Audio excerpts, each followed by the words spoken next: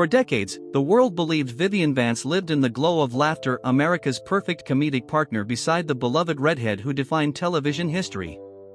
But behind the cameras, behind the applause, was a woman quietly breaking under pressures no audience ever imagined. Vivian would later admit that the truth she carried was darker, lonelier, and more painful than anything she ever performed on screen. Vivian Roberta Jones was born in 1909 in Cherryvale, Kansas, into a home that treated dreams like sins. Her strict Methodist mother believed acting was wicked, telling her that the stage would lead her straight to hell. But Vivian couldn't silence the fire inside her. She sang, danced, performed, sneaking out at night to rehearse lines or join plays. Her drama teacher, Anna Engelman, became the first adult who didn't shame her for wanting more.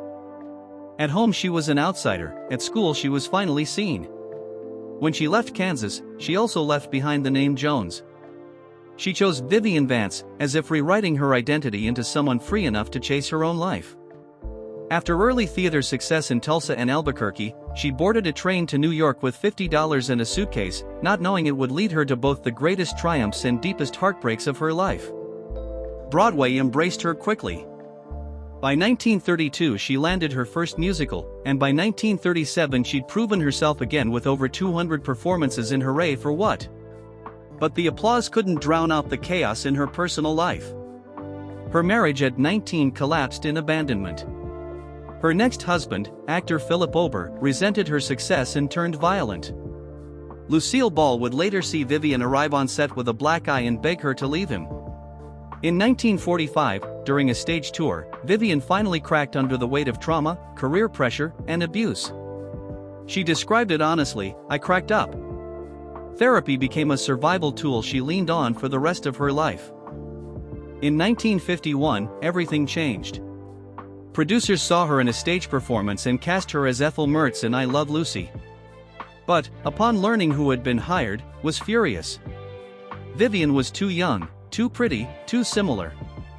To protect Lucy's image, the studio deliberately dressed Vivian in dowdy clothes, flattened her appearance, and aged her on screen. Off camera she was elegant. On camera she was transformed into the frumpy neighbor millions would adore.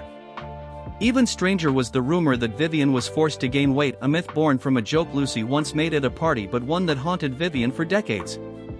Then came her greatest burden, William Frawley. Cast as Fred Mertz, he overheard Vivian joking that he looked like her grandfather.